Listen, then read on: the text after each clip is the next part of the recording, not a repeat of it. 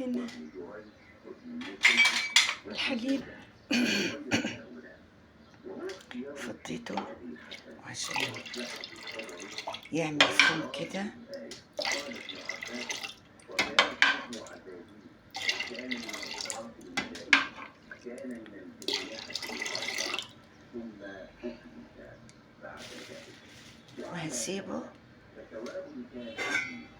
وهسيبه يروب عشان نعمله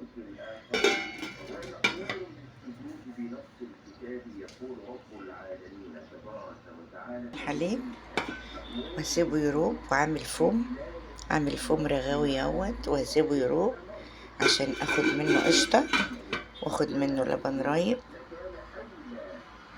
ما شاء الله، ده اللبن يا حلوين اللي انا عملته معاكم، عملته وروبته معاكم.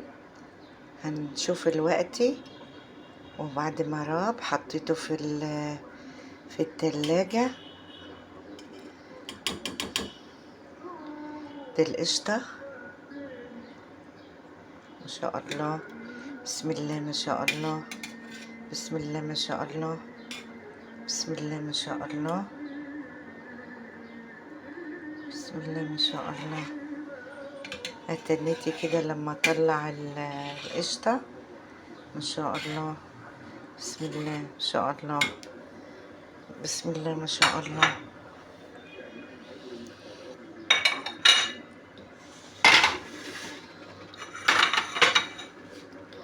بسم الله ما شاء الله. شوف ده 2 كيلو لبن، بسم الله ما شاء الله، بسم الله ما شاء الله.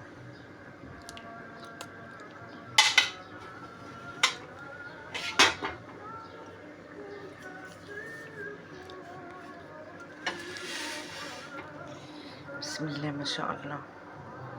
اطلع القشطة هنا اطلع القشطة، بسم الله ما شاء الله، بسم الله ما شاء الله. اللهم صل على النبي.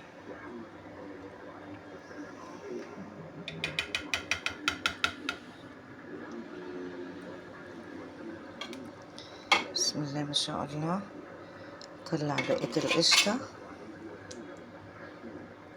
بسم الله ما شاء الله. كده عملت اللبن اهوت وطلعت القشطة.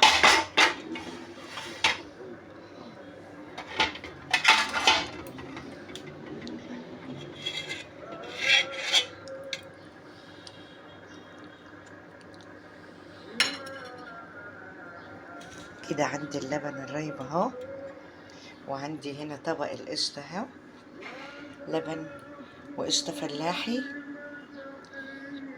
بسم الله ما شاء الله. انا جبت الشال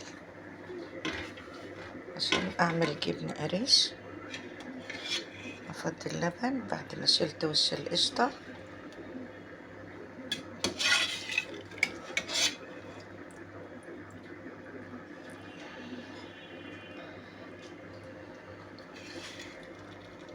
كده شلت القشطة معاكم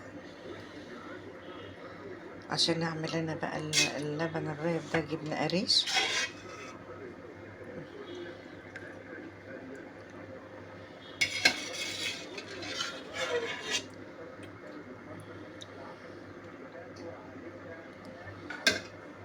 عملت اللبن سبته يروب وعملته، ودي القشطة اللي طلعت من 2 كيلو لبن. وهنا جبنا القماشة النظيفة وحطينا اللبن الرايب، وهنعمله جبن. هنعمله جبن قريش، جبن قريش، جبنة فلاح. هنعمله جبن قريش. لسه هصفي المية بتاعته ونعمله جبن قريش.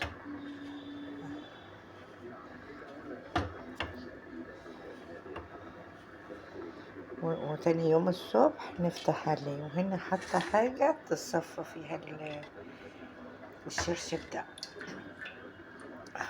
الشرش بتاع اللبن. الشرش بتاع اللبن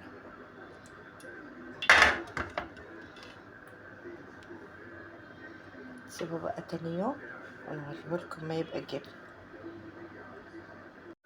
دي الجبنة اللي انا عملتها معاكم، القريش.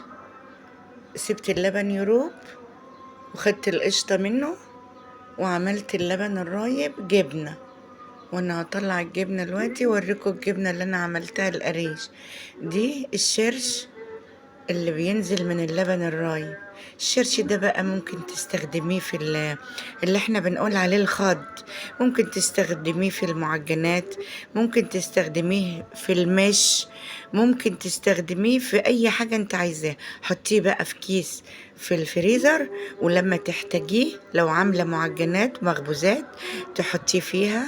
لو انت عايزة تحطيه تزودي بيه المش تزودي بيه. استخدميه في كل حاجة انت عايزاه. الجبنة هيت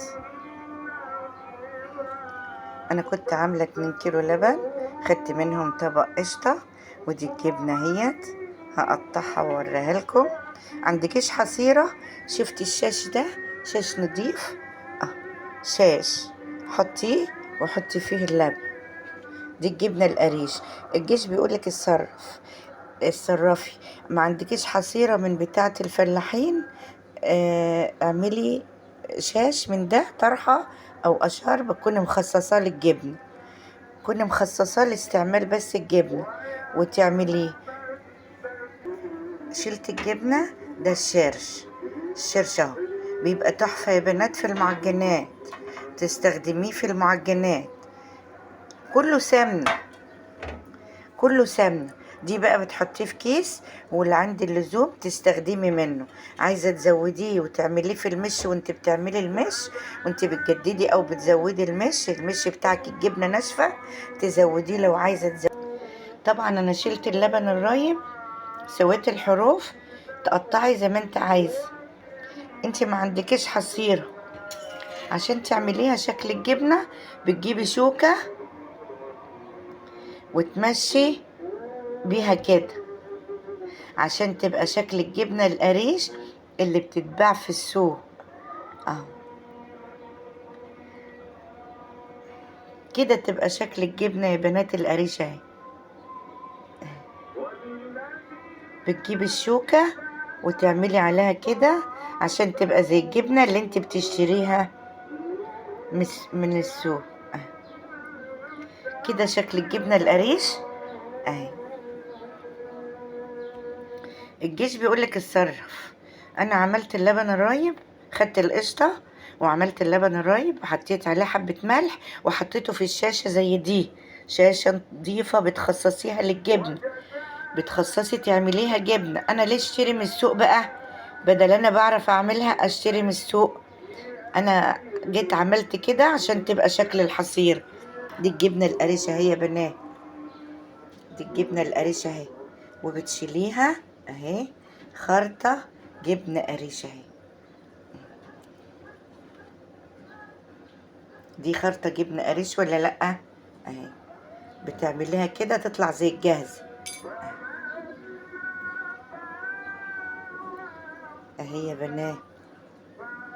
اهي دي جبنة قريش اهي، اهي يا بنات.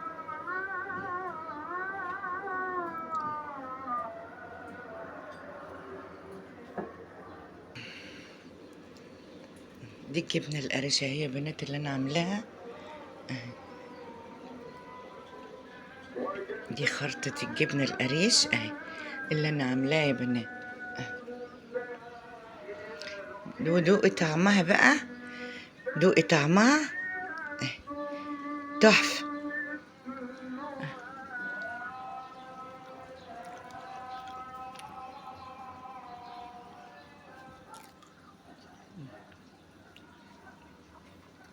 دي الجبنة القريش اللي انا عملتها تحفة يا بنات، وطعمها تحفة.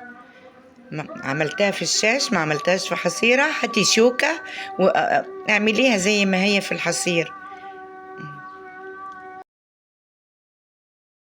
ما شاء الله، ده اللبن يا حلوين اللي انا عملته معاكم، عملته وروبته معاكم. هنشوف دلوقتي. وبعد ما راب حطيته في التلاجة. دي القشطة ما شاء الله. بسم الله ما شاء الله، بسم الله ما شاء الله، بسم الله ما شاء الله، بسم الله ما شاء الله. اتنيتي كده لما اطلع القشطة ما شاء الله. بسم الله ما شاء الله، بسم الله ما شاء الله.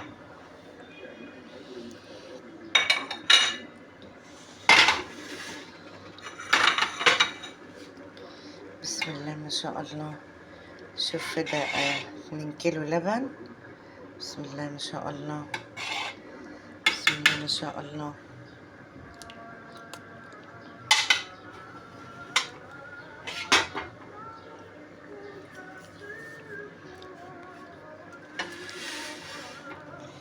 بسم الله ما شاء الله.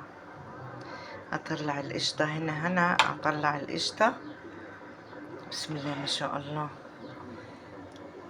بسم الله ما شاء الله. لما صلي على النبي.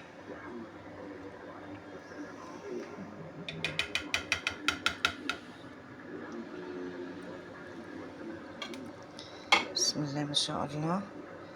طلع بقية القشطة. بسم الله ما شاء الله. كده عملت اللبن اهوت وطلعت القشطة.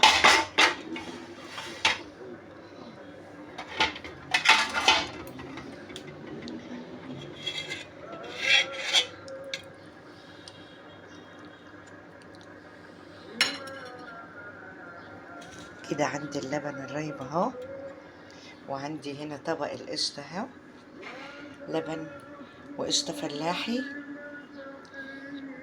بسم الله ما شاء الله. انا جبت الشال عشان اعمل جبنة قريش. افضي اللبن بعد ما شلت وش القشطة.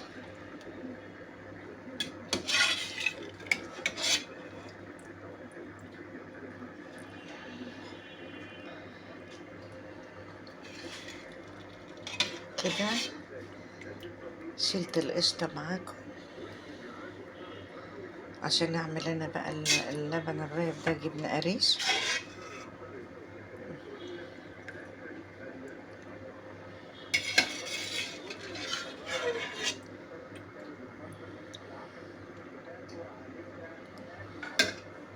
عملت اللبن سبته يروب وعملته. ودي القشطة اللي طلعت من 2 كيلو لبن.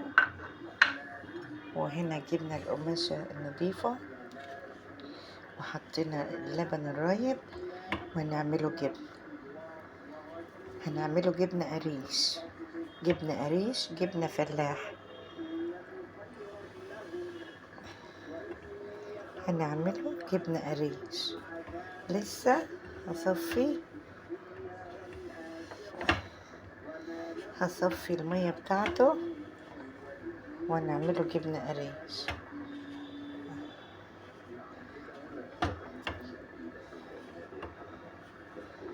وتاني يوم الصبح نفتح عليه. وهنا حتى حاجة تصفى فيها الشرش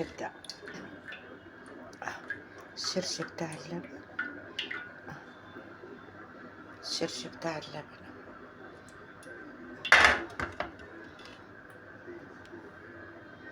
سيبه بقى تاني يوم ونوريهولكم ما يبقى جبن. دي الجبنة اللي انا عملتها معاكم القريش. سبت اللبن يروب وخدت القشطة منه وعملت اللبن الرايب جبنة. وانا هطلع الجبنة دلوقتي واوريكم الجبنة اللي انا عملتها القريش. دي الشرش اللي بينزل من اللبن الرايب. الشرش ده بقى ممكن تستخدميه في اللي احنا بنقول عليه الخض، ممكن تستخدميه في المعجنات، ممكن تستخدميه في المش، ممكن تستخدميه في اي حاجة انت عايزاه. حطيه بقى في كيس في الفريزر، ولما تحتاجيه لو عاملة معجنات مخبوزات تحطيه فيها.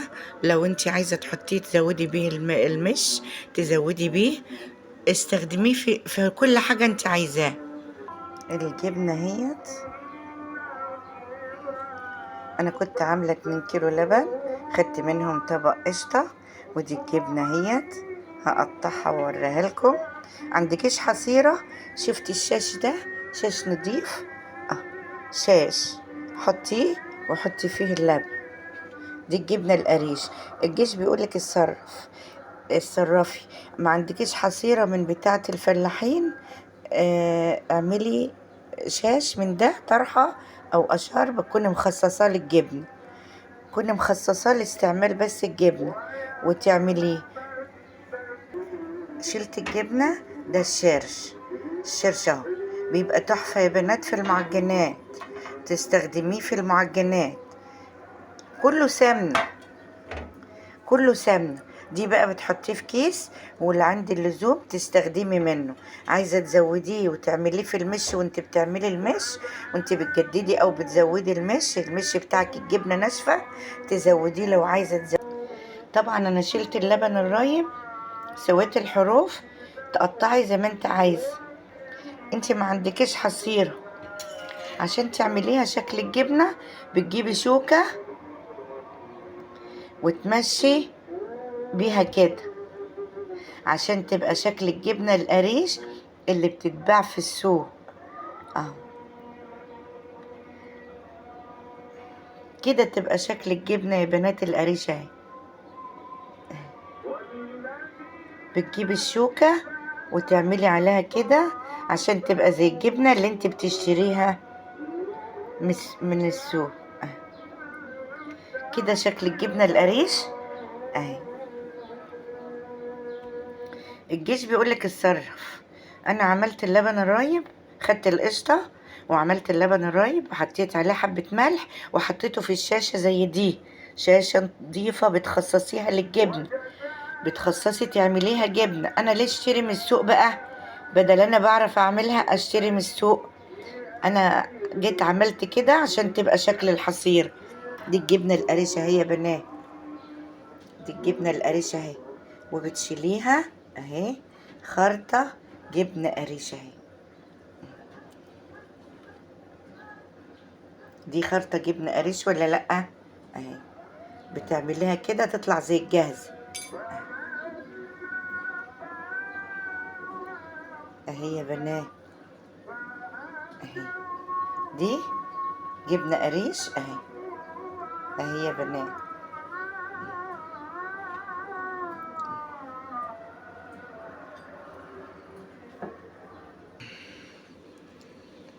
دي الجبنة القريشة اهي يا بنات اللي انا عاملاها اهي.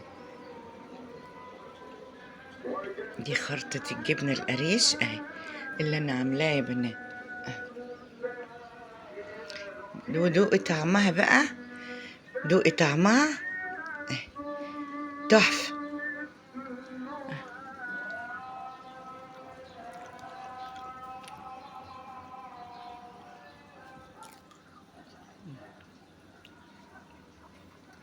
دي الجبنة القريش اللي انا عملتها تحفة يا بنات، وطعمها تحفة.